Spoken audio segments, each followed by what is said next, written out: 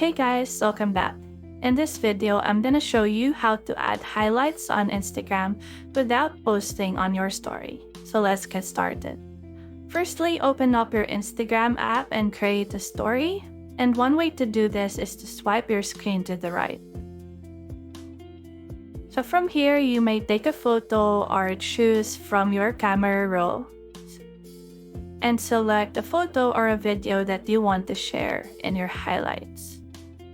And then just modify it as you want. And the key here is to share your story to your close friends. And if you want to make sure that it will be posted, make sure that your close friends has at least one person, and that person should be someone who is very unlikely to view your story. And then just share your story.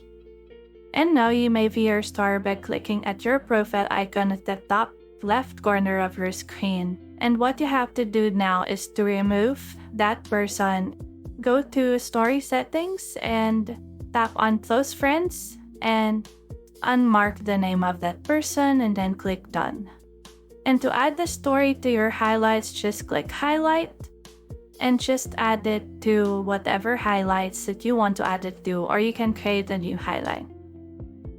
And you may check this on your profile.